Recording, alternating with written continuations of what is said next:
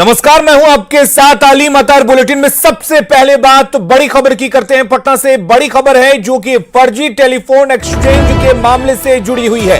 ATS की team ने जांच शुरू की है। इस मामले में गांधी मैदान थाना पहुंची है एटीएस की टीम। आपको बता दें कि 4 दिन पहले मिले फेक एक्सचेंज मामले की जांच करने के लिए एटीएस की टीम गांधी मैदान पुलिस थाना पहुंची हुई है। एटीएस ने बरामद किए गए कई इलेक्ट्रॉनिक उपकरण को देखा है। पुलिस ने इस फर्जी टेलीफोन एक्सचेंज का भंडाफोड़ किया था। आपको बता दें कि सालिमपुर एरा में 6 महीने से चल रहा था यह फर्जी टेलीफोन एक्सचेंज, जिसके जरिए इंटरनेशनल को लोकल कॉल में बदलकर विदेशों में बात करवाते थे ये शातिर।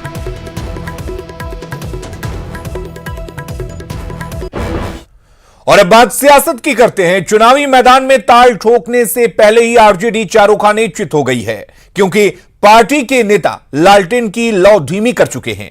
पहले 5 एमएलसी ने जेडीयू का दामन थाम लिया और फिर वरिष्ठ नेता रघुवंश बाबू ने पार्टी के राष्ट्रीय उपाध्यक्ष पद से इस्तीफा दे दिया। अब तो राबड़ी देवी के विधान परिषद में नेता प्रतिपक्ष की कुर्सी पर भी खतरा मंडरा रहा है।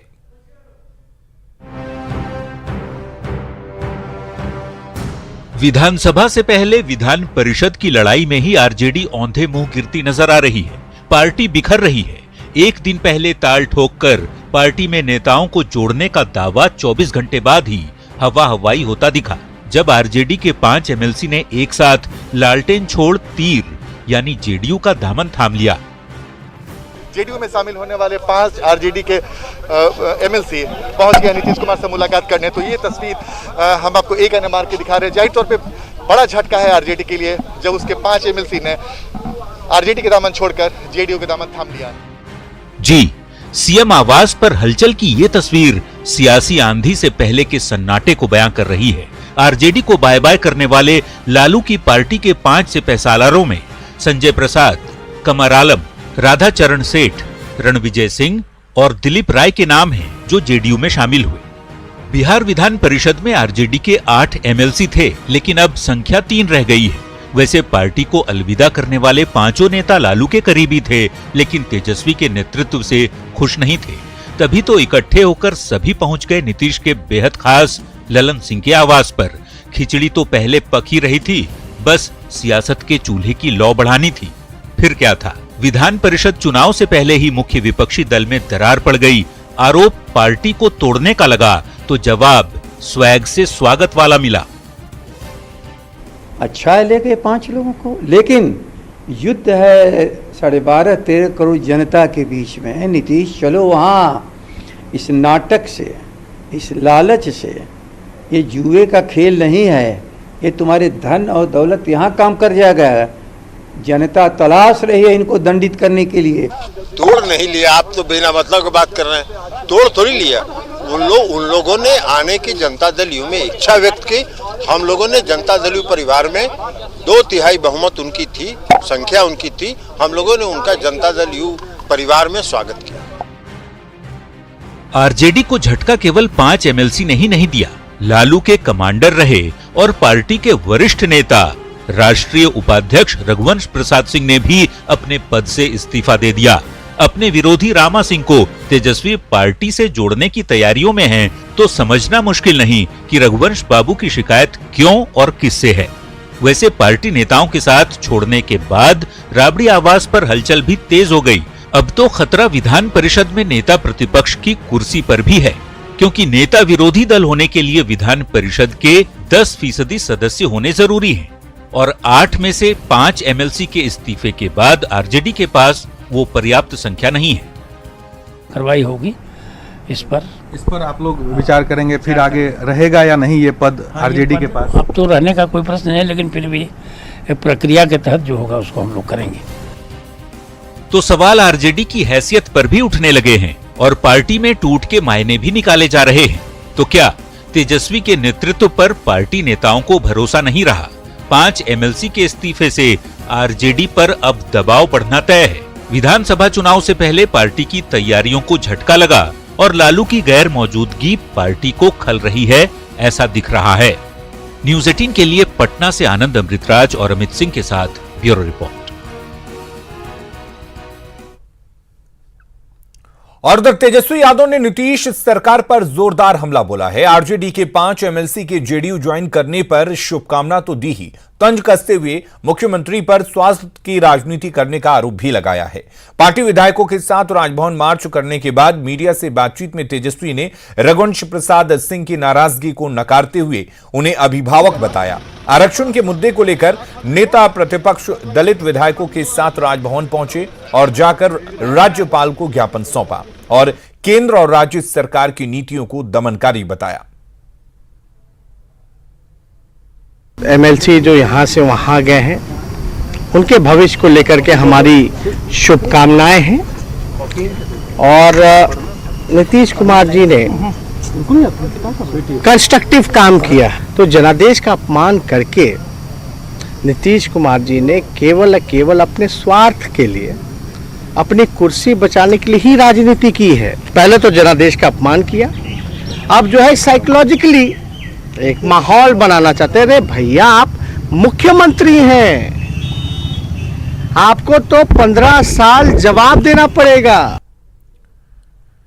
बीजेपी के वरिष्ठ नेता और बिहार के पथ निर्माण मंत्री नंदकिशोर यादव ने आरजेडी के टूट पर बड़ा बयान दिया है। यादव ने कहा कि आरजेडी अपरिपक्व हाथों में है, ऐसे में यह टूट स्वाभाविक है, अभी आगे और भी टूट होगी। वहीं उन्होंने रघुवंश प्रसाद सिंह के इस्तीफे पर भी बयान दिया और कहा कि जिसमें गैरत होगी आरजेडी में नहीं टिक सकता है। नंदकिशोर यादव ने कहा कि जो नेता बीजेपी में आना चाहते हैं उनका स्वागत है। आरजेडी तो डूबती नाव है। लोग पूरे बिहार में देख रहे हैं कि लोग विकास के साथ जाना चाहते हैं और वो लोग केवल बयान बहादुर लोग हैं। तो स्वाभाविक है जब नेतृत्व अपरिपक्व हो, आगे कुछ संभावना ही नहीं दिखती हो, तो उसी पार्टियों का हासिल यही होने वाला है। और वहीं हिंदुस्तानी अवाम मोर्चा पार्टी के प्रवक्ता दानिश रिजवान ने आरजेडी पर चुटकी ली है। दानिश ने नसीहत देते हुए कहा कि पूंजीपतियों की जगह कार्यकर्ताओं को तरजीह दिया होता तो यह हाल नहीं होता। अभी भी वक्त है, आरजेडी नेतृत्व संभल जाए। हमारा मानना स्पष्ट है कि जिस तरीके से पूंजीपतियों को, बाहुबलियों को जब कोई भी पॉलिटिकल पार्टी एमएलसी बनाएगी तो वो ऐसा ही करेंगे जो राजद के एमएलसीओं ने किया है। इसलिए हम बार बार राजद नेतृत्व से अनुरोध कर रहे हैं कि बाहुबलियों को, पूंजीपतियों की जगह आप कार्यकर्ताओं को जगह दीजिए, कार्यकर्ताओं को वक्त दीजिए कि वो कुछ कर पाए। आप पैसे के दम पर, बाहुबल के दम पर अगर किसी को एमएलसी बनाएंगे तो यही हश्र होगा। और मैं राजद नेतृत्व से अनुरोध कर रहा हूं कि जल्द से जल्द कोऑर्डिनेशन कमेटी बना लीजिए, नहीं तो आने वाला वक्त और बुरा होगा। कहीं ऐसा नहीं हो कि सिर्फ तेजस्वी यादव जी और लालू प्रसाद यादव जी का परिवार रह जाए, बाकी तमाम लोग राजद और महागठबंधन को छोड़कर चले जाएं। और उधर जनता दल यूनाइटेड ने परिषद के लिए अपने 3 उम्मीदवार तय कर लिए हैं। नीतीश कुमार अपनी पार्टी से जिन 3 लोगों को विधान परिषद भेज रहे हैं उनमें पूर्व विधान पार्षद गुलाम गौस के अलावे मोतिहारी से आने वाले जेडीयू के नेता भीष्म सहनी और साथ ही साथ कुमुद वर्मा का नाम शामिल है। ये तीनों विधान परिषद के लिए नामांकन करेंगे। गुलाम गौस से आरजेडी छोड़कर जेडीयू में आए थे। इनको नीतीश कुमार ने एक बार फिर से विधान परिषद भेजने का फैसला किया है, जबकि कुमुद वर्मा जहानाबाद से आती हैं और भवन निर्माण मंत्री अशोक चौधरी राज्यपाल कोटे से विधान परिषद जाएंगे। हमको मौका देगी तो निश्चित रूप से मैं एक कार्यकर्ता के हैसियत से दल के लिए और राजहित में काम करूंगा। मुस्लिम सियासत पे कितना असर पड़ सकता है, क्योंकि जेडीयू पे बार बार आरोप लगता है कि बीजेपी के साथ गठबंधन होने से मुस्लिम उनसे नाराज हैं और आरजेडी बार बार क्लेम करती है। गुलाम गौस पुराने अनुभवी नेता है, मुस्लिम बिरादरी में अच्छी पहुंच भी रखते हैं, तो कितना अंतर पड़ेगा? मैं अपनी बात तो नहीं कहूँगा, अभी मैं बताना चाहूँगा कि वर्तमान मुख्यमंत्री नीतीश कुमार ने पूरे देश के पैमाने पर अल्पसंख्यकों के लिए जो काम किया है, उनके विकास के लिए शायद हमको लगता है किसी अन्य राज्य में नहीं हुआ। मुख्यमंत्री जी का आभार व्यक्त करता हूं कि हमेशा उनके द्वारा कार्यकर्ताओं को मान सम्मान दिया गया है। अब आप पार्टी को मजबूत बनाने के लिए क्या कुछ करेंगे, क्योंकि विधानसभा चुनाव भी आने वाला है? पार्टी के लिए उनके आदेश के तहत हम निष्ठापूर्वक हम कार्यकर्ता सब काम करते हैं और बिहार के हित में, बिहार के जनता के लिए नीतीश कुमार को पुनः मुख्यमंत्री होना अनिवार्य है। इसके लिए हम खून पसीना जो बहाना होगा हम बहाएंगे और पुनः नीतीश कुमार को बिहार के लिए मुख्यमंत्री बनाएंगे। निर्वाचन आयोग ने 26 जून को सर्वदलीय बैठक बुलाई है, जिसके लिए सभी मान्यता प्राप्त दलों को बुलाया गया है। आयोग चुनाव की तैयारी को लेकर दलों से सुझाव मांगेगा। बैठक में डिजिटल तैयारियों पर भी चर्चा होगी। साथ ही चुनाव में हो रहे नए बदलाव की जानकारियां भी पार्टियों को दी जाएंगी।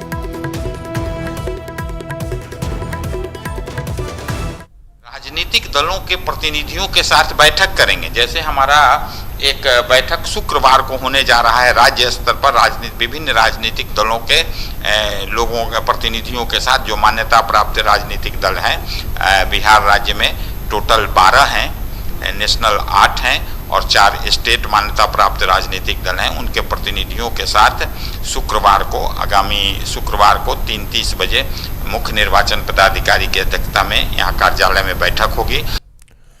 बिहार के लिए आज राहत की खबर है। वाल्मीकि नगर गंडक बराज के एप्लेक्स बांध मरम्मत को लेकर भारत और नेपाल के बीच सहमति बन गई है। दोनों देशों के बीच अधिकारियों की बातचीत में सुलह का रास्ता निकल गया है। हालांकि नेपाल ने बांध की मरम्मत की मंजूरी तो दे ही दी है, लेकिन कुछ शर्तें भी लगा दी हैं।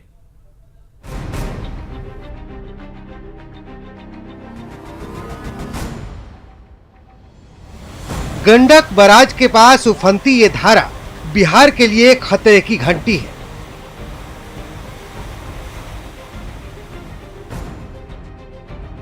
नेपाल की अड़ंगाबाजी की वजह से बांधों की मरम्मत का काम पूरा नहीं हो सका है। हालांकि भारत और नेपाल के अधिकारियों की सकारात्मक बातचीत के बाद एप्लेक्स बांध की मरम्मत को लेकर सहमति बन चुकी है। जो बांध का दायां तटबंध है और इधर का जो एरिया है उसका रेगुलर मॉनिटरिंग के लिए, ताकि बांध को बाढ़ में कोई परेशानी ना है, इसके लगातार पेट्रोलिंग के लिए यहाँ के इंजीनियर्स को वहाँ आने जाने की अनुमति मिल गई है और लाइजनिंग का चल रहा है और इसमें कोई समस्या अभी आएगी नहीं और हम लोग को फ्री मूवमेंट हो गया है। दरअसल नेपाल ने बांधों की मरम्मत का काम शुरू करने की इजाजत तो दे दी, लेकिन साथ ही कुछ शर्तें भी लगा दी हैं। मसलन मजदूरों और इंजीनियरों को जांच रिपोर्ट दिखाना होगा, कोविड-19 की जांच रिपोर्ट पेश करना होगा। जल संसाधन विभाग सिर्फ बांधों की मरम्मत कर सकेगा। दरअसल गंडक बराज के 36 गेट हैं, जिनमें से 18 नेपाल के हिस्से आते हैं। नेपाल के हिस्से में पड़ने वाले 18वें से लेकर 36वें फाटक तक बने बांध की मरम्मत नहीं हो सकी है। इस वजह से बिहार में 2017 की तरह भयानक बाढ़ का खतरा मंडरा रहा है। भारी बारिश के बाद गंडक का जलस्तर भी लगातार बढ़ रहा है। तस्वीरों में आप देख सकते हैं कि कैसे गांव के स्कूल और भवन पानी से घिर चुके हैं। दर्जन भर गांवों का संपर्क जिला मुख्यालय से टूट चुका है। लोग पूरी तरह से पानी से घिर चुके हैं।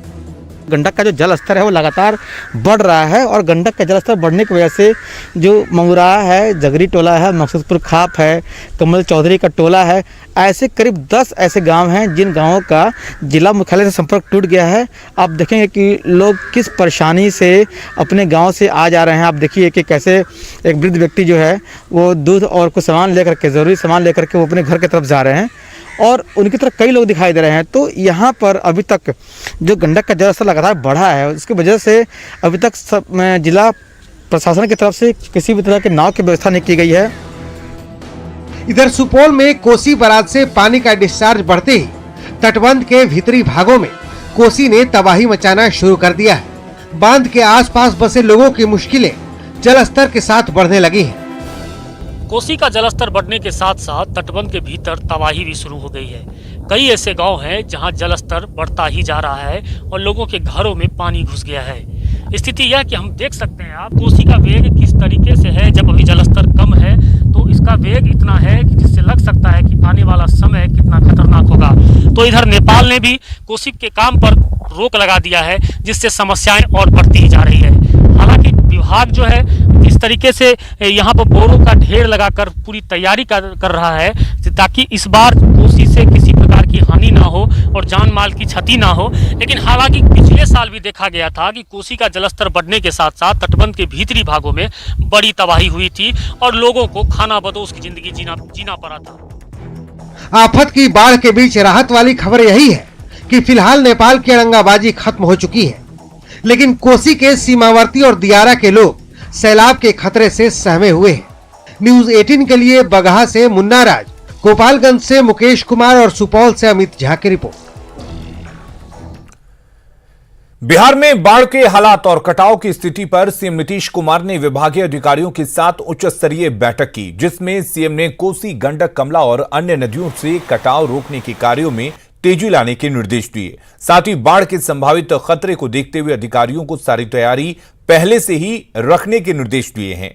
सीएम ने समीक्षा बैठक में तटबंधों के किनारे वृक्षारोपण के भी निर्देश दिए हैं। वहीं ललबकिया, कमला और गंडक बराज पर अधिकारियों को विशेष निगरानी के निर्देश भी दिए हैं। कमला बलान के तटबंधों को मजबूत करने के लिए बिहार में पहली बार स्टील सीट पाइलिंग की जा रही है।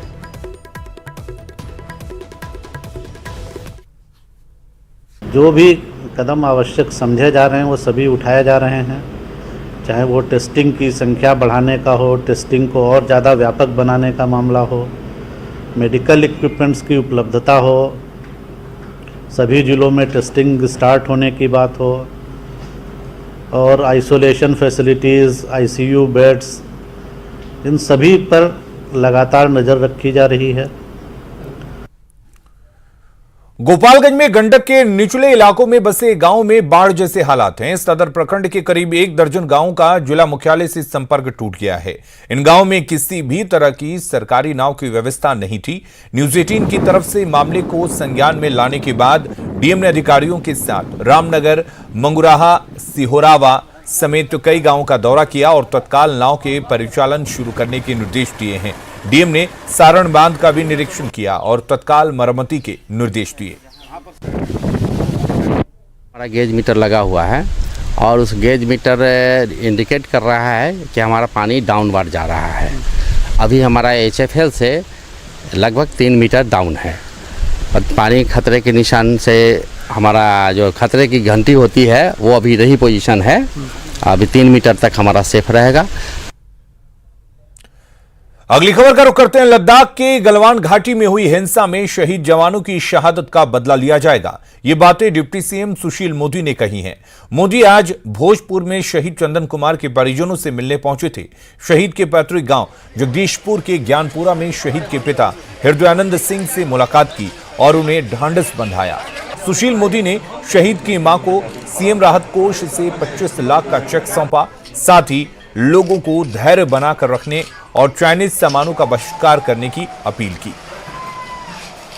नरेंद्र मोदी की सरकार है जो बदला लेना जानती है, तो एक और अगर हम शांति का हाथ बढ़ाना जानते हैं तो हम सर्जिकल स्ट्राइक करना भी जानते हैं। इसमें देश के लोगों से ही कहूँगा कि जल्दबाजी ना करें, धैर्य रखें।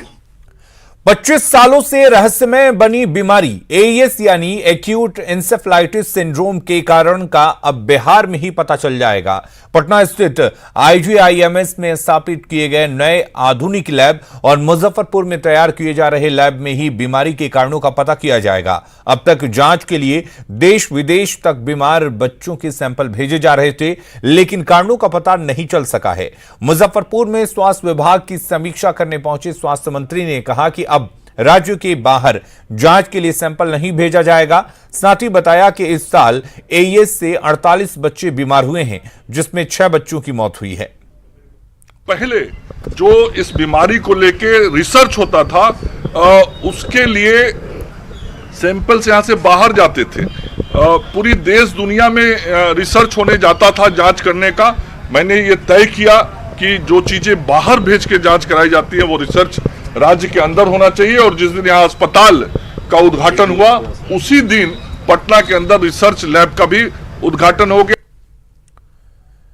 इस्कॉन के द्वारा निकाली जाने वाली भगवान जगन्नाथ की भव्य शोभा यात्रा इस बार रद्द कर दी गई है। कोरोना की वजह से भगवान की यात्रा नहीं निकाली गई। हालांकि मंदिर प्रबंधन ने प्रांगण में सांकेतिक यात्रा निकाली। साथ ही कुछ भक्त भी दर्शन के लिए पहुंचे। पुजारी ने बताया कि भगवान का भव्य श्रृंगार किया गया, 56 भोग लगाए गए और भगवान से प्रार्थना की गई कि कोरोना के संकट से निजात दिलाएं।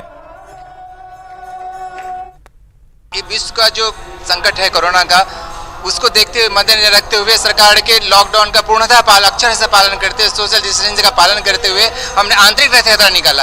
ये बात सही है कि हम बाहरी रथ यात्रा नहीं निकाल पाए, बहुत सारे कारण जो नहीं निकाल पाए हम।